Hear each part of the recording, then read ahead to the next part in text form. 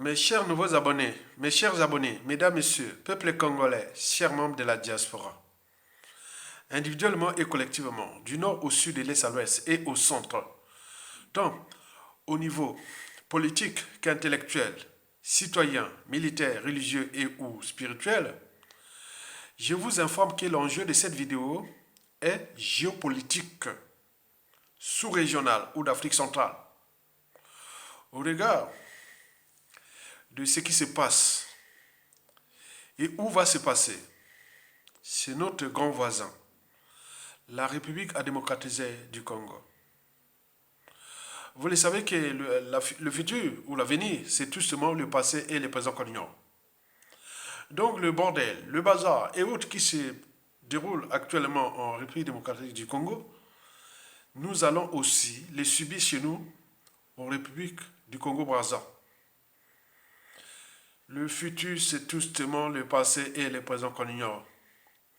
Qui l'aurait cru que les 18 ans de bazar de Joseph Kabila, et surtout avec des populations hybrides, rwandais, ougandais et autres Joseph Kabila avait incorporé dans les armées, dans les renseignements, dans les administrations, etc. Ce pays-là, la RDC là, est bourré de profils douteux étrangers qui sont dans les administrations, les armées, les renseignements et de compagnie, qui foutent le bordel. Et pourquoi? Parce que ces populations-là, majoritairement rwandais, les Rwandais, on connaît bien que leur parrain, c'est Kagame. Et Kagame, c'est l'ordre occidental. Donc si on veut foutre le bazar dans ce pays pour exploiter les gigantesques matières premières dont dispose ce pays, bon, on passe par Kagame et alliés, et après on attaque la RDC à travers ces populations qui sont déjà là dans le pays, dans les familles rebelles M23, etc., etc. Et nous, c'est pareil.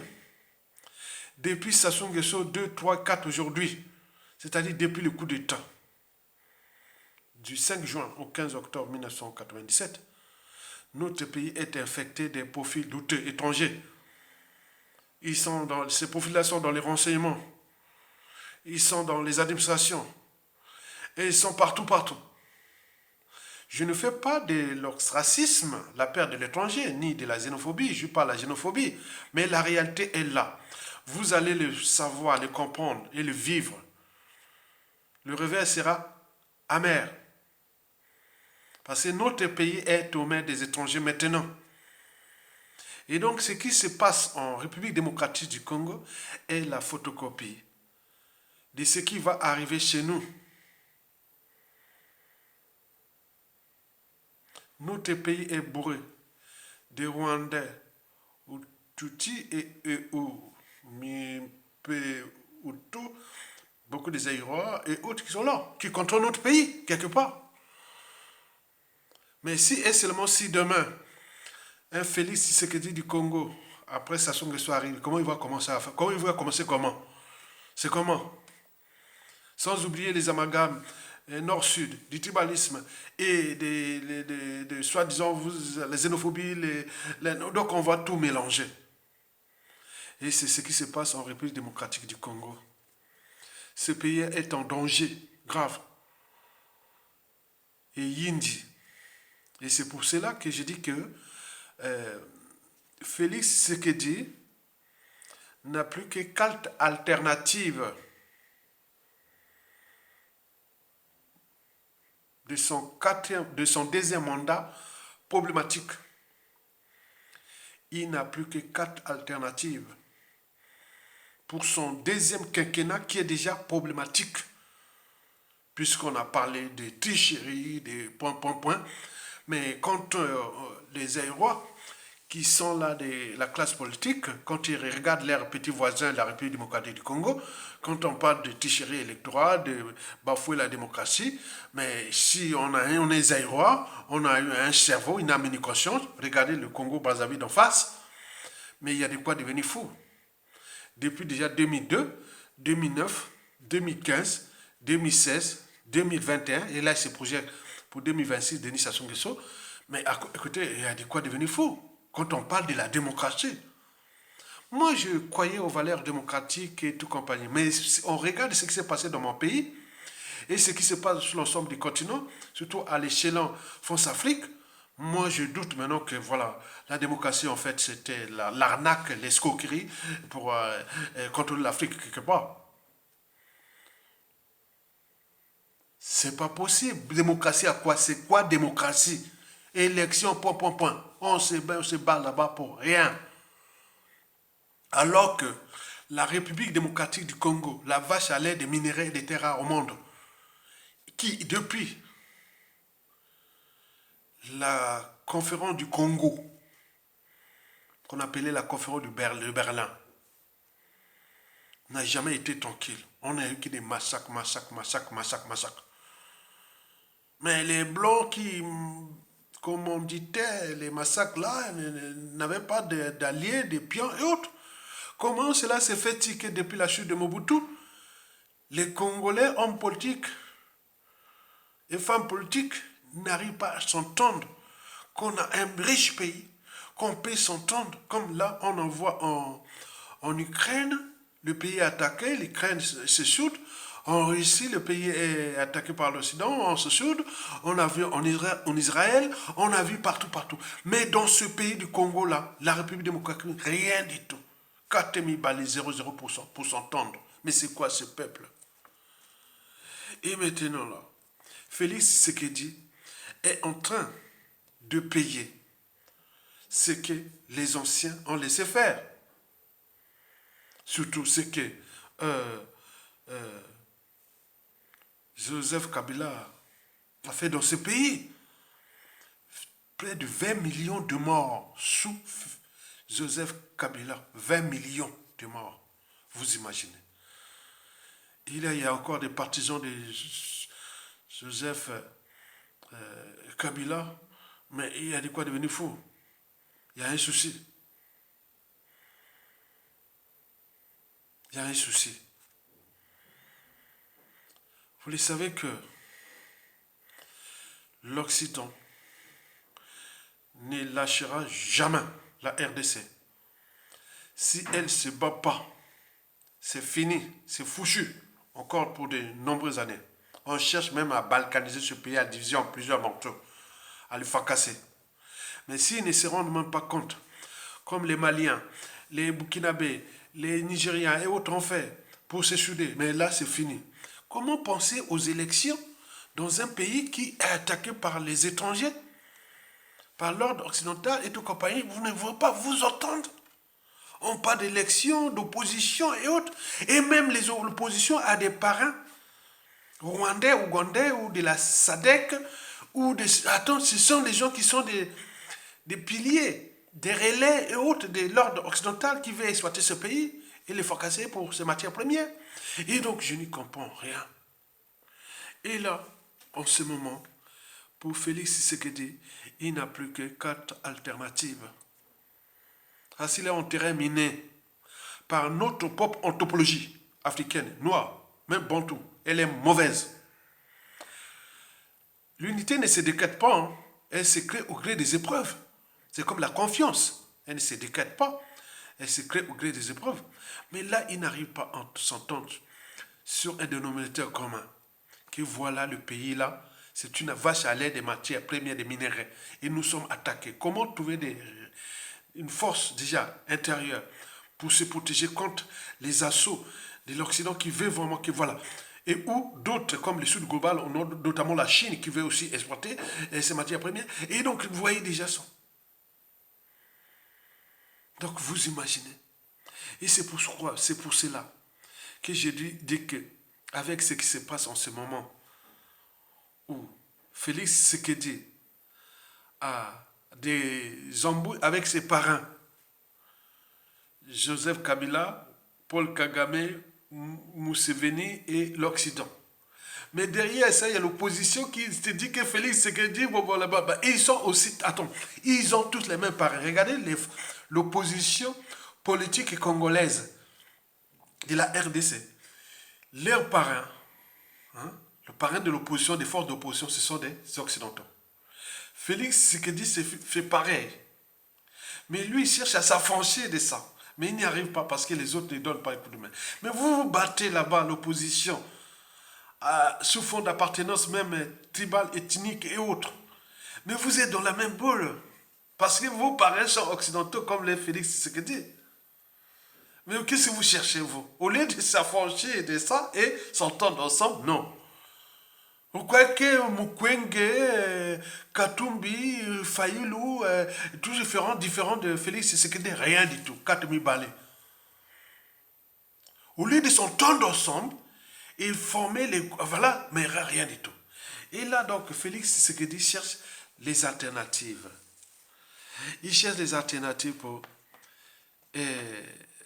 protéger déjà, entre guillemets, le pays et contrôler les matières premières, entre guillemets, mais il n'arrivera pas. Parce qu'il a trop d'ennemis de l'intérieur. Et les autres, ils sont trop puissants. C'est notre anthropologie est comme ça. On est pour se faire du mal. Lui, il est venu, il a vu que bon, ben, il était entouré des profils toxiques dans ce pays. Il cherche un peu à l'écarter en tribalisant les régimes pour qu'ils soient un peu en confiance parce que la RDC, l'opposition politique, la classe politique congolaise, entre eux, ne se font pas confiance. Donc Félix Tshisekedi va chercher la confiance dans la zone tribale, les Balouba. Donc il a donné là pour consulter un socle pour mener ses opérations, pour exfiltrer tous les profils douteux qui étaient déjà là dans les administrations, les renseignements, les armées et tout ça sous Joseph Kabila. Est-ce qu'il va-t-il réussir? Parce que depuis 2018 jusqu'à nos jours, il patine et autres, les autres cognent derrière. Mais attends, donc vous pouvez laver ça quelque chose en 5 ans.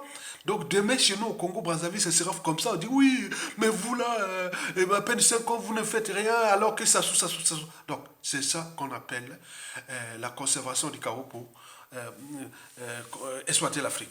Et donc là, Félix Tshisekedi a des soucis avec ses parents et aussi l'opposition. Va-t-il réussir? On ne sait pas. Maintenant, ces derniers temps, ils ont lancé quelque chose d'un peu exceptionnel. Donc, ils vont attaquer maintenant les ambassades des pays occidentaux accrédités en République démocratique du Congo. Et vous avez vu, par exemple, la Pologne aussi. La Pologne, vous savez que pendant la colonisation, hein, la Pologne et la Russie furent les deux pays qui n'avaient pas accepté d'avoir des colonies en Afrique. Pendant la conférence du Congo, qu'on appelle la conférence de Berlin, de 1884 à 85, la Pologne était là présente avec la Russie. Mais les deux pays avaient dit non, non, non, on ne veut pas avoir des colonies en Afrique. Mais le Portugal, l'Italie, l'Espagne, la Grande-Bretagne, la France, la Belgique, et tout ça, il y avait, voilà, j'avais eu leurs colonies en Afrique. Mais comment on appelle, la Pologne avait refusé. Maintenant là, il revient derrière. Comme les Aïrois, les RDC, il y a beaucoup de cerveaux là-bas. Hein. Ils ont dit que bon, ben, la Pologne devient l'outil américain en Europe pour... Voilà. Donc ils ont détaillé ça, ils détaillent bien comment est devenue la Pologne. La Pologne, c'est un peu comme l'Ukraine. Avant la guerre de l'Ukraine, parce que l'Ukraine, tous les coups bas et coups tordus en Afrique, sous couverture occidentale, c'est passé par l'Ukraine. Hein. Maintenant, là, c'est la Pologne qui joue maintenant ce rôle-là. Donc, les Africains sont vraiment informés. Il y a trop de services. Je ne veux pas dire des choses un peu... Voilà. Donc, là, Félix Tshisekedi commence à attaquer les ambassades, les trucs ça occidentales. Mais là, c'est des mal faits. Hein. Donc, là, Félix Tshisekedi doit aller jusqu'au bout. C'est cassé. Parce que c'est comme ça. Hein. Comme Félix a fait là. Donc on commence à humilier les Occidentaux et là, ils n'aiment pas ça. Ils n'aiment pas ça. Et donc là, on en voit contre les manifestations contre les ambassades des États-Unis, de la France, de la Pologne, de tout. Donc là, les Occidentaux se regroupent là, hein, et se disent, mais qu'est-ce qui se passe? On est peu surpris. Mais ça vient, hein, ce qui s'est passé à Lumumba, hein, ce qui s'est passé à Laurent Désiré Kabila, il risque d'arriver un troisième, jamais descends-toi. Les Occidentaux risquent de tuer un troisième président de la RDC après avoir tué Lumumba, puis Laurent Désiré Kabila. Maintenant, Félix Tshisekedi risque d'être leur troisième point. Hein. Et donc là, c'est chaud. Donc les manifestations là, mais comment va-t-il se faire? Bon, Félix Tshisekedi, bon, c'est un occidental. Il a des parents occidentaux, mais comment va-t-il s'affranchir pour aller chez les Russes et autres? Donc ça énerve parce que l'Occident ne voudra jamais perdre le Congo. Au regard des enjeux écologiques liés aux terres rares, et aux minéraux et tout compagnie, et tous, on n'en parle que de ça. Or que ce pays est la vache à lait de tout ça. Donc ils ne vont pas vous lâcher. Donc ils vont chercher quelqu'un, c'est-à-dire ils cherchent soit là, soit Félix Tshisekedi réussit son coup, comme en suivant la voie des Maliens, Burkinabés et Nigériens. Et maintenant, il n'y a plus à chercher parce que attendre, ça donne du temps. Mais lui, il a une autre méthode d'aller les harceler, que vous, les montrer que c'est vous le problème. Mais qu'est-ce que ça donne comme résultat? Donc il faut aller, voilà, comme les ont fait l'Afrique de l'Ouest, notamment le Mali, le Burkina Faso et le Niger. Là, ça sera vraiment, on se dit, oui, il peut aller. Et avec, on s'allie avec la Chine, la Russie et trouver d'autres partenaires. Et vite fait, il peut venir là vite fait. Mais si on fait le deux jeux, voilà ce qui reste pour l'alternative. Donc la première alternative, c'est-à-dire il peut réussir, c'est-à-dire il va jusqu'au bout, et cette fois-ci, avec la stratégie des manifestations à côté il signe des accords militaires avec la Fédération de Russie, et tout, et beaucoup de choses comme ça, et à ce moment-là, voilà. Donc au risque même des tensions, les Occidentaux risquent d'intervenir brutalement. Mais ils ont peur passer les balouba. Les Félix Tshisekedi sont aussi motivés, donc ils risquent des chaos en République démocratique du Congo. Or, le chaos pourra peut-être arranger l'Occident, puisque à côté, dans tout le couloir est de la République démocratique du Congo, depuis les Katanga jusqu'en Lutiri, en passant par Tanganyika, Maniema, le sud et le nord Kivu, et tout ça, cette couloir des matières premières là, et donc ils vont réussir à foutre des bazars là-bas et exploiter, voilà. Donc c'est ça aussi l'enjeu, qu'il y a le chaos. Maintenant là, s'il réussit, il est certain que d'ici peu, la République démocratique du Congo pourra devenir vraiment, sortir et devenir la première puissance économique et militaire d'Afrique. C'est à tout instant, il peut devenir la première puissance économique et militaire d'Afrique. Mais il risque encore, si ça ne réussit pas, par rapport aux stratégies d'aller vers le sud global, c'est-à-dire l'Eurasie, le club de Shanghai, est vite fait. Et à ce moment-là, il pourra s'en sortir. Mais s'il reste côté occidentaux, il dit, bon, ben, vous voulez laisser nous tranquilles, on a le partenariat gagnant-gagnant, il n'y aura jamais de partenariat gagnant-gagnant. Parce que l'Occident n'agit que par des rapports de force. Sans rapport de force, il n'y a rien. Donc, par conséquent, Félix Tshisekedi risque les trois autres alternatives.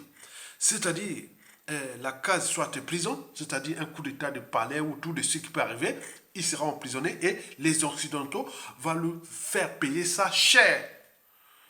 Il va lui faire payer ça cher. Donc, ce qui se fait là, donc le divorce va être de plus en plus consommé avec l'Occident.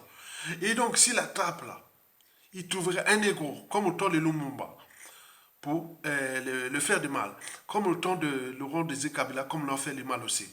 Et donc, Félix Tshisekedi est sur un qui-vive. À défaut de la case prison, on va peut-être le faire pour qui l'exil. Mais l'exil où? Et donc, vous imaginez. Et enfin, ce qui est vraiment probable, c'est qu'il risque d'être assassiné. Félix Tshisekedi entre la vie et la mort. Il risque d'être assassiné. il risque d'être assassiné. Pas comme les Américains avaient, et les Occidentaux, les Belges et tout, avaient assassiné Lumumba. Mais pas comme les Occidentaux, et notamment Belges et Américains, où avaient assassiné Laurent Désiré Kabila. Mais peut-être qu'ils vont trouver d'autres méthodes par la limite, comme à Bérémana. Il ne faut pas qu'il voyage. Hein. Maintenant, il y a des missiles là. Hein. Les drones, les missiles, maintenant, ça c'est chaud. Hein. Félix Tshisekedi ne peut plus voyager comme ça. Hein. Et on peut trouver d'autres, peut-être la case poison et beaucoup de choses comme ça. Donc là, cette situation de la RDC me rend mal à l'aise par rapport à notre anthropologie africaine. Comment vous le savez très bien, avec tous ces cerveaux, ces hommes de la conscience, les philosophes, les stratèges et autres, ils ne savent pas que la RDC est attaquée. Et par conséquent, quand vous êtes attaqué, vous vous regroupez. Il n'y a plus d'opposition ni de quoi. Vous êtes ensemble. Mais là, rien. Tellement il y a des conflits d'intérêts. Eh bien oui. Tellement qu'il y a des tribalismes. Tellement qu'il y a des intérêts particuliers partisans. Tel qu'il y a... Voilà. Donc on est en train de perdre un grand pays qui, depuis déjà 1960, serait déjà une grande puissance militaire économique d'Afrique pour protéger l'Afrique.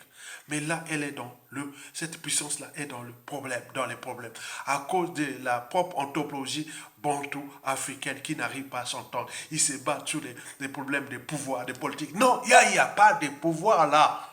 Là, vous devez vous entendre. Et ce qui est une bonne nouvelle déjà pour nous. Parce que Félix Tshisekedi n'a pas emprisonné Katumbi, ni Denis Mukwege, ni encore Martin Fayulu. Très bien, comme la différence de ce que Sassou Nguesso a fait, qui est le plus grand dictateur criminel de tous les temps d'Afrique. Et que les Africains viennent encore le voir là-bas. C'est notre situation, c'est notre problème, nous Congolais. Le plus grand dictateur assassin de tous les temps, qui a tué 2 présidents. Vous imaginez. Un cardinal. Il a tué des officiers, des intellectuels. Il a fait ce qu'il voulait. Mais il est là adulé de toute l'Afrique qui viennent vers lui. Vous avez vu les influenceurs et les médias réseaux sociaux parler de Sassou Nguesso? Rarement. Parce qu'il a financé toute l'Afrique avec le magot du Congo. Taisez-vous. Il n'y a que le professeur Covid, Gomez, qui a bien dézingué Sassou Nguesso. Sinon, le reste du continent, rien. Alors que Sassou, c'est l'Hitler d'Afrique. Pire qu'Hitler. Parce qu'on regarde le capital d'essai et de tout ce qu'il a fait. Il a détruit un peuple, un pays, détruit tout entier. Et mais je vois les Africains qui ne parlent pas. Regardez tous les Gotha, les top 15 des influenceurs, médias, réseaux sociaux. Il n'y a qu'un ou deux qui n'en parlent de Sassou Nguesso, de toute l'Afrique. Mais comment vous allez parler du panafricanisme? Vous allez parler de pom-pom alors que nous sommes tous attaqués.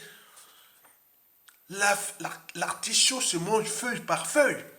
Si vous voulez le panafricanisme, cassez, enlevez un à un. Vous voulez faire tout d'un seul coup. Vous allez vous étouffer avec votre panafricanisme. Passez un à un.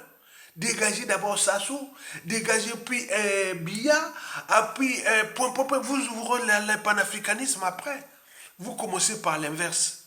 Dites, voyez dans tous les médias africains là, je vérifie tout. Sassou va tomber, on le sait que toute dictature a durée de vie limitée, il va tomber. Que ces mêmes-là viennent à Brazzaville, autres ils ne viendront pas. Faites vos médias ailleurs, voilà. Nous aurons les nouveaux influenceurs qui vont parler d'autres. Mais là, aujourd'hui, il n'y a pas. Cherchez les top 10 des médias et ou influenceurs de tout le temps d'Afrique. En ce moment, il n'y a pas un seul qui parle de Sassou Nguesso. Vous imaginez? C'est une contradiction, votre lutte pour la liberté, la dignité et autres de l'Afrique. Alors que vous avez un autre qui est là. Mesdames, Messieurs, peuple congolais, chers membres de la diaspora, je voulais vous dire, faire passer cette information-là. Vous voyez ce que Félix Tshisekedi est en train de vivre là. C'est ce que celui qui viendra après Sassou Nguesso va vivre. Peut-être après Sassou Nguesso, celui qui viendra après Sassou là. Après, celui qui viendra après celui-là aussi. C'est pour peut-être une durée de 30-50 ans. Parce qu'il va nous laisser des contentieux tels que, entre nous d'abord, et avec la France-Afrique, etc., etc. Donc nous devons comprendre les enjeux de ces vidéos-là. Vous verrez regarder la RDC là, c'est exactement, ça sera la photocopie de ce qui va arriver chez nous. Après ça, son question. Parce que quelqu'un qui est venu faire casser l'éducation, la justice, la santé, la culture. Vous avez fait casser un pays. Il n'a semé que bordel. Il n'a joué qu'à l'idiotie, au mensonge, à la mégalomanie, au cynisme, à la corruption et à la ruse. Et on voit bien ce que ça produit. Son pouvoir ne tient que sur 3 piliers. Les moyens de l'État dont il a confisqué depuis cette antenne sont organisés. Donc, la mort des uns des autres, c'est sans scrupule. Il tue sans scrupule. Pourvu qu'il est là. Le deuxième pilier, c'est la France-Afrique, qui est aussi au Congo, avec Félix Tshisekedi, qui est gardé par les agents français. Donc, vous imaginez. Et 3, c'est l'ordre mondial occidental, qui ont guerre entre l'Occident et le Sud global. Et donc, c'est leur affaire. Donc, l'Afrique doit rester bas. Ce qui fait que quand on en parle qu'il y a eu coup d'État, il y a eu famine là-bas, il y a tout plein de merde là, l'Occident aime monter ça. À côté, regarde tous nos écosystèmes à eux, les safaris, la nature, ils font les trucs vraiment, ils montrent l'Afrique, ils parlent même gênant. C'est-à-dire, on montre les images de l'Afrique, surtout des écosystèmes africains, sont les Africains. C'est comme ils ont vomi. Est-ce que les Africains viennent faire des reportages partout en Occident, tout, les écosystèmes, la nature, les villes et autres, sans qu'il y ait... Voilà. Est-ce qu'on a ces monopoles-là? Non. Et ils ont les monopoles-là. Donc l'Afrique, c'est pour eux. Donc ils cherchent tous les moyens pour que... Mais quand il y a des nations, ou des groupes de nations, ou des individus qui se mettent contre l'autre, là, et là, vous voyez la vraie nature des Occidentaux. Et donc cette vraie nature-là, vous allez la voir là en RDC, et qui commence maintenant. Et donc pour Félix Tshisekedi et Sili, son sort est scellé, parce qu'il a tenu tête à l'Occident en voulant faire les manifestations et autres. Et Balinga Angote, il n'aime pas qu'on fait ça. Il faut que l'Africain soit pas comme ça. Non. Parce qu'ils ont des alliés occidentaux en Afrique. On en voit partout. On a tué Lumumba, on voit comment on l'a trouvé un remplaçant. On avait tué, Laurent Désiré Kabila, on a trouvé un remplaçant. On a tué Marine Ngouabi, on a les remplaçants, donc on a tout. Donc, c'est la queue. Donc ailleurs, c'est pas comme ça. Battez-vous, recetez-vous. Lorsque vous avez tout gagné ou perdu dans la vie, il faut toujours avoir à l'esprit comment protéger et défendre à la fois la raison, la liberté, la dignité et la conscience. Mais là, rien du tout. On est conscient qu'on est là, ils sont contre l'Afrique. Et vous ne prenez pas conscience de ça. Et vous êtes là toujours en comploté. Et donc, Félix Tshisekedi est en danger. Alors qu'il devait se regrouper tout ce monde, c'est-à-dire toute la classe politique congolaise là, avec le pouvoir. S'il devait son boum, comme les blocs. Même on dit qu'on fait qu'une période de 10 ans, ensemble. Tout le monde là, ensemble. Contre les assauts du Sud global représenté par la Chine qui exploite leurs matières premières et ou Occident, et autres, on fait des partenaires ensemble. Et après, quand le pays sera stable, et après on pourra faire la politique. Mais là, rien. Et quoi qu'en faisant la politique dans ces écosystèmes-là, déjà troublés, impactés de virus, de bactéries, et une façon de dire, c'est-à-dire des traites de pions, de valets, de opportunistes et tout compagnie, vous allez continuer. Donc vous serez là. Cet écosystème sera détruit complètement. Au regard des enjeux majeurs en ce qui concerne les minéraux et les terres rares. Et donc voilà, c'est un écosystème qui est perdu, qui va être perdu. Et donc ils sont en train de gérer ça, ils sont en train de donner des programmes d'aide écologique et autres pour segmenter tout ça, où c'est tous les minéraux, les terres rares. Donc ils vont faire ça en même temps, on vous trouble, on vous donne des guerres, on vous fait des... Voilà, donc si vous ne comprenez pas, tant pis. Nous sommes des lanceurs d'alerte. Mais la situation de la RDC là, mesdames, messieurs, peuple congolais de Brazzaville, nous allons vivre ça chez nous. Parce que ce que ça va laisser là, il va laisser une merde. D'où l'intérêt d'éveiller les consciences libres pour que nous puissions prendre conscience du danger qui est déjà là et qui va arriver au moment où les despotes, sachant que les choses ne cessent de tomber, à ses 84-85 ans, et qui risque de partir sans payer la rançon de la gloire ni de ses crimes, et donc il va laisser qu'il y ait des contentieux historiques, puisque lui, il a fait ça, pourquoi pas moi? Lui, il a fait ça, pourquoi pas elle? Lui, il a fait ça, pourquoi pas eux? Pourquoi? Donc, ce sera comme ça que les défis parlent. Donc, à vous de comprendre nos signaux d'alerte. J'y reviendrai dans les prochaines heures ou les prochains jours pour alimenter les débats en ce qui concerne ces enjeux géopolitiques. Vous savez que c'est la géopolitique là qui nous a mené la merde, puisque la France-Afrique avait structuré, organisé une coalition des pays périphériques, dont la République démocratique du Congo, le Gabon, le Tchad, l'Angola, la RDC, le Rwanda et tout, quand on voit bien ce que ça produit. Donc ils risquent là, ils sont en train de chercher un faux coup d'État aussi pour dégager sa chose, trouver un autre. Voilà, puisque la matière est là. La matière des pourriers vendus des ennemis de l'Afrique entre Africains est telle que, voilà. Donc on va trouver un, voilà, allez, battez-vous, allez, les animaux. Voilà, c'est tout. Ok? Très bien. Est-ce que nous allons admettre ça? Certainement pas. Likez, partagez et soutenez la résistance. Tokolanga.